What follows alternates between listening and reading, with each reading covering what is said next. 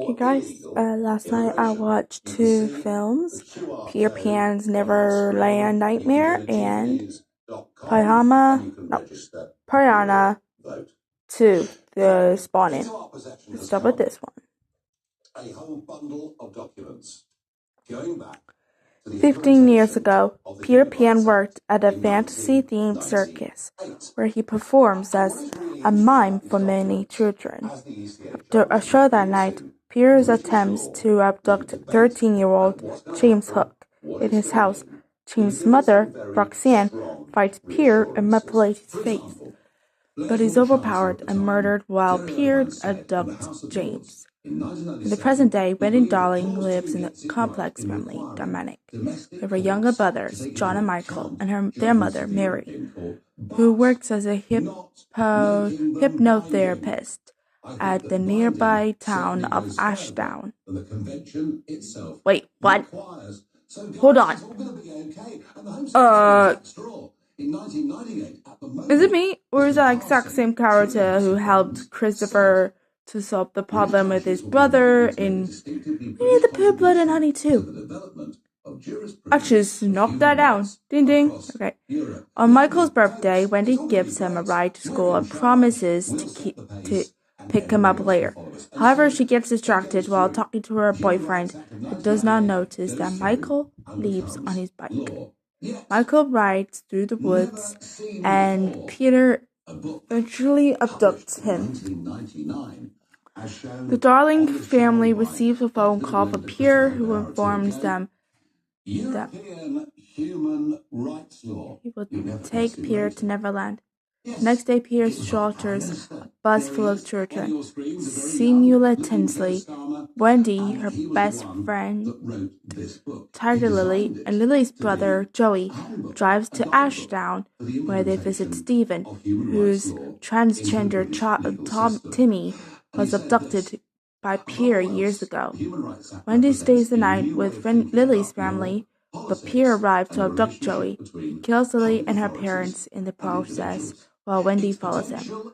Meanwhile, Michael meets Timmy, now going as Tinkerbell, who believes everything Peter has told her over the years due to the drug abuse. Peter subducted her too, and is convinced that the children Peter kills are actually going to the fictional Neverland. After following Peter to an abandoned manor, where he is holding Michael and Joey's hostage, Wendy breaks into it to save them. Peter becomes aware of Wendy's presence as she finds Michael. The siblings are separated when Peter attacks them, and Wendy hides in the basement. She finds Joey alive in a closed coffin and helps him to escape through a window. Wendy also discovered James, now heavily manipulated and chained with a hook for a hand. Tinkerbell betrays Peter after Wendy reveals that Stephen misses her. In response, Peter brutally kills Tinkerbell and engages in a fight with Wendy, in which he bites off her two of her fingers. Oh, that explains why her finger's missing. Okay. Michael appears and bludgeons Peter in the face after James emerges from the basement. Hook is crucially injured Peter in the shoulder and drags him away as revenge for his mother's death.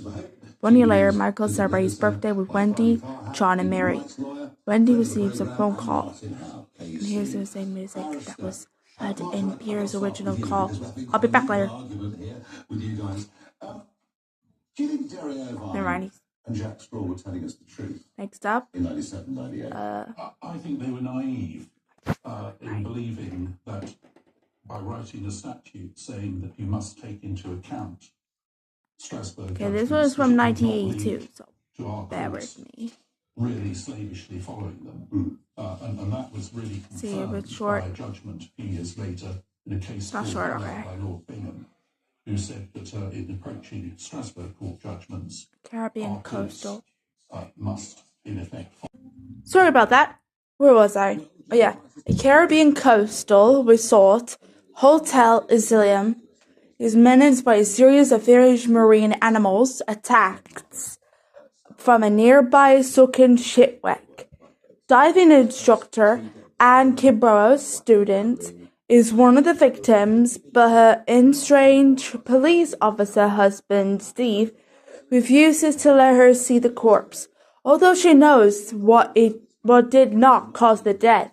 She does not know what did either. Soon after, 2 women and a man are killed by Bahamas, which have developed the ability to fly.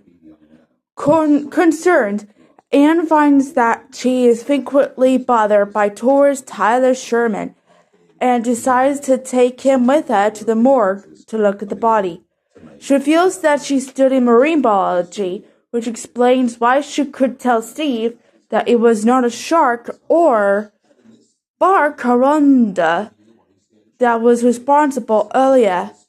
A nurse comes in and kicks them out, unaware that the Bahama is hiding in the body. It kills the nurse and escapes through a window.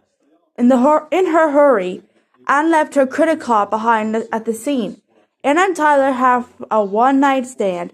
In the morning, she begins to study the pictures of the corpse and is horrified by what she discovers. Steve arrives, throwing the card at her, angry that she went to the morgue and that she has a man in her bed. She tries to warn him of what she has discovered, but he ignores her. Anne then tries to cancel the diving sessions, which leads to her manager firing her, attempting to capture one as proof of the incoming threat. She is intercepted by Tyler, who informs her that he is a biochemist and member of a team that has developed the ultimate weapon as businessman of genetically modified Bahama, capable of flying. He explains that earlier, his team lost a cylinder full of these fish in the water. Gabby provides the proof Anne needs to Steve, showing him they are a danger, as they are now eating each other. Anne tries her best to reason with the manager and the meeting, to no avail. Steve provides a Bahama wing as evidence. Steve tells her she cannot trust Tyler, because the army says he is crazy. Later, a Bahama attacks Gabby's son and kills him, leaving Gabby to vow revenge. Anne tries to dissuade him, but fails. However, having ignored Anne's advice, the manager Raoul hosts a nighttime fish party to capture Gurion. Unfortunately for the residents, the Bahamas join the hunt. Anne gets a man named Aaron to patrol the beach, but he is lured to the sea, where the Bahamas will kill him. During the fishing party promoted by the resort, the Bahamas fly out of the water and attack the guests. Anne leads the survivors into the hotel, where they shut the doors and windows. Gabby tries to attack the fly Bahamas, but they easily overwhelm and kill him. In the morning, the Bahamas leave because they do not like the light. Tyler and Anne decide to undertake Gabby's plan and blow up the ship to kill the predator.